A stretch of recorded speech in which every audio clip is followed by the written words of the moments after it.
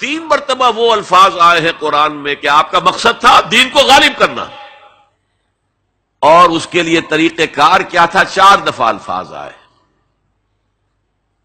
4 الفاظ، 4 اصطلاحات 4 دفعہ آئی۔ حضرت ابراہیم اور حضرت اسماعیل کی دعا، جب وہ اذ یرفع ابراہیم القواعد من البیت و اسماعیل، اس میں دعا میں شامل ہے ربنا وابعث فیہم رسولا منہم، اے اللہ یہ جو میں اپنی نسل کی ایک شاخ کو یہاں آباد کر رہا ہوں، ان میں ایک رسول بھیجیو جو انہی میں سے ہو، کوئی مغایرت نہ ہو کہ باہر سے آیا ہوا رسول ہے، اس کی زبان اور ہے، ان کی زبان انہی میں سے ہو، اور وہ کیا کرے؟ یتلو علیہم آیاتک ویعلمہم الکتاب والحکمت ویزکیہم، تیری آیات پڑھ کر سنائے، کتاب اور حکمت کی تعلیم دے اور تزکیہ کرے ان کا۔ یہ 15ویں رکوع کی آیات ہے سورہ بقرہ کی۔ 18ویں رکوع میں فرمایا دیکھو ابراہیم اور اسماعیل کی دعا کا ظہور ہم نے محمد کی شکل میں کر دیا صلی اللہ علیہ وسلم، ہم نے بھیج دیا ہے، کما ارسلنا فیکم رسولا منکم یتلو علیکم آیاتنا ویزکیکم ویعلمکم الکتاب والحکمہ، وہی 4 الفاظ۔ سورہ آل عمران میں پھر آ گیا لقد من اللہ علی المؤمنین اذ بعث فیہم رسولا من انفسہم یتلو علیہم آیاتہ ویزکیہم ویعلمہم الکتاب والحکمہ۔ سورہ جمعہ میں پھر آ گیا هو الذی بعث فی الامیین رسولا منہم یتلو علیہم آیاتہ ویزکیہم ویعلمہم الکتاب والحکمہ وان کانوا من قبل لفی ضلال مبین۔ یہ 4 اصطلاحات 4 دفعہ آ رہی ہیں۔ قرآن کی آیات سناؤ، یہ میگنیٹ سلیم الفطرت لوگوں کو کھینچ لے گا، پھر ان کا تزکیہ کرو، اور تزکیہ بھی قرآن ٹھوک ٹھوک کر ان کے اندر اتارو۔ آپ ذرا غور کیجئے، پہلا حکم تھا کیا؟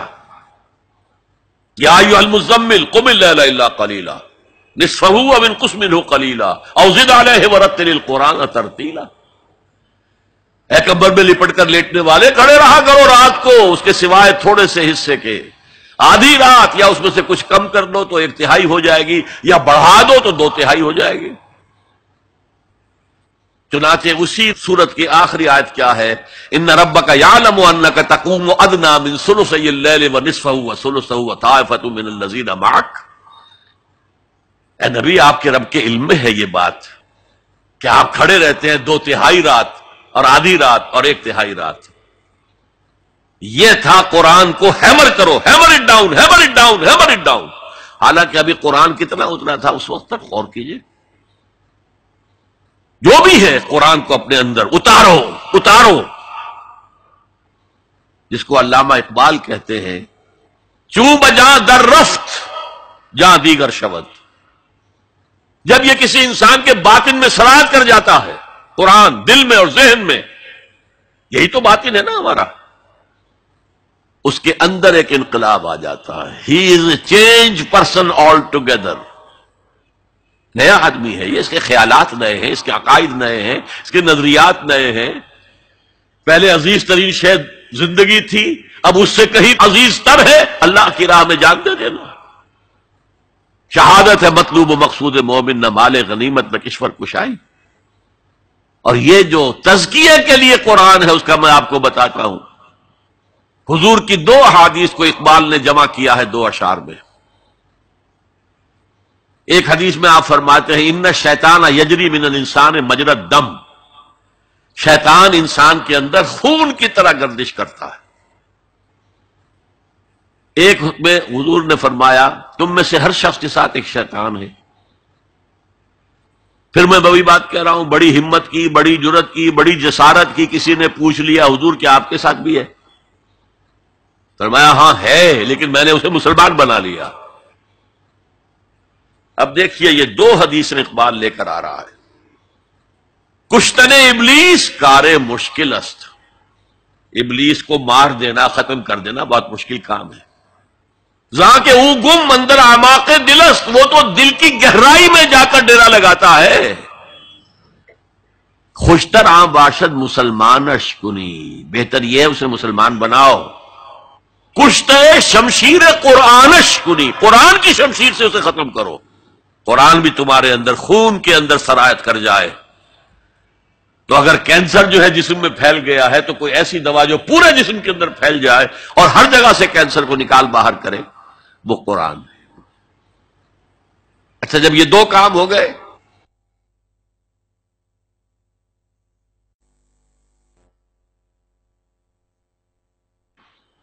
ایمان آ گیا، اب کتاب کی تعلیم دو. اب انہیں بتاؤ نماز فرض ہے، پنجگانہ نماز فرض ہے. اب انہیں بتاؤ رمضان کے روزے فرض ہیں. اب انہیں بتاؤ یہ کتاب ہے. اصل میں کوئی حکم قرآن میں جہاں آتا ہے کوتبہ علیکم الصیام، تم پر روزہ فرض کر دیا گیا. ان الصلاۃ کانت علی المؤمنین کتابا موقوتا، کتاب ہے، یہ حکم ہے اللہ کا. کوتبہ علیکم القتال، تم پر اب جنگ فرض کر دی گئی. اب کتاب پڑھاؤ انہیں. اگر پہلے دو مرحلے سر نہ ہوئے ہوں اور آپ بتائیں، بچوں سے کہتے ہیں نماز پڑھا کرو بھائی، نماز پڑھا کرو، نماز، اور اس پہ اثر ہی کوئی نہیں ہوتا. آپ نے اس کے ذہن کا جائزہ ہی نہیں لیا، اس کے ذہن میں کیا خناس بھرا ہوا ہے. وہ ڈارونزم کا مرید ہے یا مارکسزم کا مرید ہے یا فرائیڈزم کا شکار ہے یا لاجیکل پازیٹیوزم کا شکار ہے یا امپیریسزم کا شکار ہے، میٹیریلزم کا شکار، آپ کو کیا پتا ہے؟ اب آپ کہتے ہیں نا نماز پڑھو، نماز پڑھو. نماز کیا؟ وہ اللہ ہی کو نہیں مانتا، نماز کس کی پڑھے؟ وہ قرآن ہی کو نہیں مانتا جس کے اندر حکم ہے نماز پڑھو. پہلے زمین تیار کرو. یتلو علیہم آیاتہ ویزکیہم، اب جو ہے بیج ڈالو اس کے اندر، احکام کے بیج ڈالو. اب یہ سرسبز جو ہے اس سے فصل نکلے گی. اور آخری درجہ حکمت. دیکھیے، نوٹ کیجئے، تورات میں حکمت نہیں تھی، صرف احکام تھے، دی 10 کمانڈمنٹس. انجیل میں حکمت آئی، احکام نہیں آئے، بلکہ یہ کہہ کے گئے حضرت مسیح کہ وہی تورات کی جو شریعت ہے وہ تم پر بھی لاگو رہے گی. یہ دوسری بات ہے، سینٹ پال نے اس کو ختم کر دیا.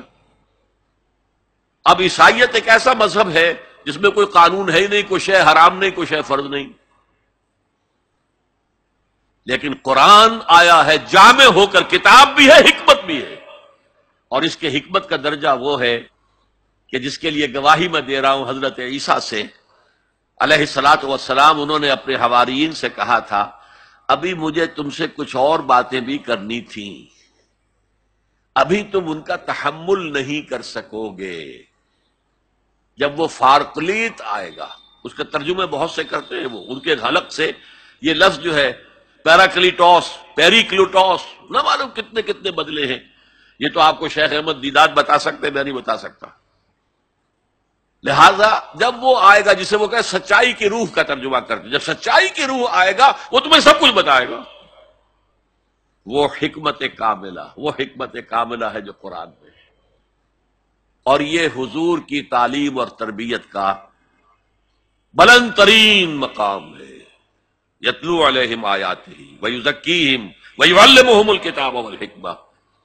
اس پروسیس سے حضور نے آدمیوں کو تیار کیا ہے، اور یہ سارا عمل قرآن کے گرد گھوم رہا ہے. یتلو علیہم آیاتی تو قرآن ہے ہی، تزکیے کے لیے سب سے بڑا ذریعہ قرآن ہے.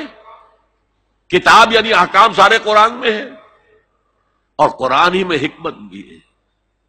ذالک مما اوحینا الیک من الحکمہ، یہ ہے وہ چیزیں ہیں محمد جو ہم نے آپ پر حکمت میں سے آپ پر نازل کی. یہ جماعت تیار کر کے اب ہے دوسرا مرحلہ، اب باطل سے ٹکرانے کا مرحلہ آ گیا. جماعت تیار ہو گئی، ایمان ان کے دلوں میں ہے، کوئی آرزو دل میں نہیں ہے سوائے اللہ کو راضی کرنے کے. شہادت ہے مطلوب و مقصود مومن، نہ مال غنیمت نہ کشور کشائی. ڈسپلن کا یہ عالم ہے کہ حضور اشارہ کر دیں اپنے خون کی ندیاں بہا دیں گے، تن من دھن قربان کرنے کو تیار ہے. اب اور معتدوے تعداد میں آ گئے ہیں. تب آپ نے نظام سے ٹکر مول لی اور اس نظام کو جڑ سے اکھیڑ کر پھینک دیا۔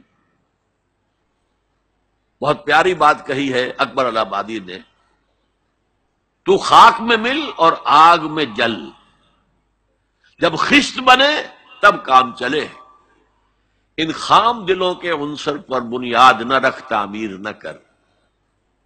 ہمارے ہاں تحریکیں ہیں موبز کے ذریعے سے چاہتی کوئی چیز حاصل ہو جائے، خام دل، نہ ان کے دلوں میں ایمان، نہ ان کے عمل میں عمل صالح موجود، تو نتیجہ جو نکلے گا وہ پہلے سے معلوم ہے۔ صحابہ کرام مکے کے اندر خاک میں ملے، آگ میں جلے۔ یہ آپ کا ساحل قریبی ہے، یہاں پہ ریت ہوتی ہے نا، وہ ریت گیلی ہوتی ہے، اس کا آپ ایک گولا بنائیں اور شیشے پہ ماریں، شیشہ کھڑا رہے گا، وہ بکھر جائے گی ریت۔ اسی ریت کو آگ میں ڈال کر پکا لیجئے ذرا، وہ روڑا جو بنے گا وہ ماریے تو کوئی نتیجہ نکلے گا کہ نہیں؟ خام ہے جب تک تو ہے مٹی کا ایک انبار تو، اور پختہ ہو جائے تو ہے شمشیر بے زنہار تو۔ یہ ہے طریق محمدی صلی اللہ علیہ وسلم۔ آخری سٹیج حضور کے اس انقلابی عمل میں جنگ ہے، دو طرفہ جنگ۔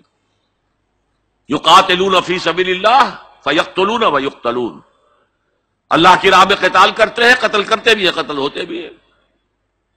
بدر میں 70 قرشی سردار مارے گئے، احد میں 70 صحابہ شہید ہو گئے۔ کوئی ضمانت نہیں ہے کہ تم جنگ میں جاؤ تمہیں کوئی نقصان نہیں ہوگا، نہیں۔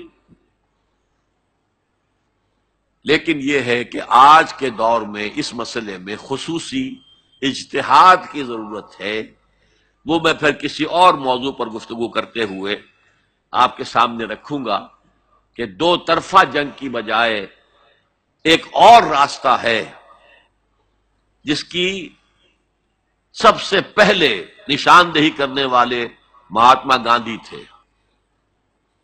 Non violent, naan cooperation. ہم نے تو انگریز کو کچھ نہیں کہا، ہم تمہارے کپڑا نہیں پہنیں گے تمہارا، ہم تو چرخہ کاٹیں گے، سوت کاٹیں گے، اس سے اپنی کھدر بنائیں گے، وہ پہنیں گے۔ اور کتنی بڑی چوٹ لگ گئی ان پر، کپڑوں کے انبار لگتے جا رہے ہیں، اتنی بڑی مارکیٹ کھوئی گئی، لیکن ہم نے تو کچھ نہیں کہا۔ انہوں نے قانون تو نہیں بنایا ہوا تھا کہ ہمارا کپڑا ضرور پہنو گے تم۔ Non violent, naan cooperation. پھر آیا نان وائلنٹ سول ڈسوبیڈینس۔ پرماتما نے سمندر میں نمک پیدا کیا، ہم پرماتما کے سمندر سے پرماتما کا نمک لینے جا رہے ہیں۔ اس کا مطلب کیا تھا؟ You have challenge the taxation policy of British India. اب لاٹھیاں پڑی، جیلیں بھری، ہوا کہ نہیں؟ لیکن انہوں نے کوئی تشدد نہیں کیا، عدم تشدد۔ اس سے اگلا مرحلہ ہندوستان میں آیا ہی نہیں۔ دوسری جنگ عظیم کے بعد انگریز اتنا کمزور ہو چکا تھا، وہ فیصلہ کر چکا تھا اب اتنی دور دراز موضوعات کو ہم قابو میں نہیں رکھ سکتے، لہذا وہ بستر طے کر رہا تھا اپنا۔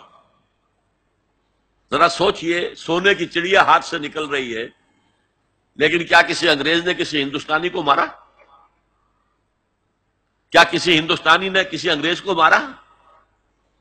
آپ شیر کے منہ میں سے وہ سنہری چڑیا نکال رہے ہیں، لیکن نہ کسی انگریز نے کسی ہندوستانی کو، نہ مسلمان کو، نہ ہندو کو، نہ کسی مسلمان نے اور نہ کسی ہندو نے انگریز کو مارا۔ آپس میں لڑے ہیں، یہ بالکل دوسری بات ہے، اٹس اے ڈفرنٹ سٹوری۔ آپس میں قتل عام ہوا ہے، لیکن یہ آزادی تو ملی ہے ان کے دینے سے۔ وہ جا رہے تھے خود ہی، آپ کو معلوم ہوگا کہ انہوں نے ڈیٹ فکس کی تھی 48، لیکن ماؤنٹ بیٹن نے 47 کے اندر کہا بس جانا ہے ہم نے۔ آخری سٹیج جو اس پروسیس کی ہے وہ ایران میں امام خمینی کا جو انقلاب آیا وہ تھا ان آرمڈ ریوولٹ۔ ہم کسی کو نہیں ماریں گے، ہم پر گولیاں چلیں گی، سینوں پر کھائیں گے۔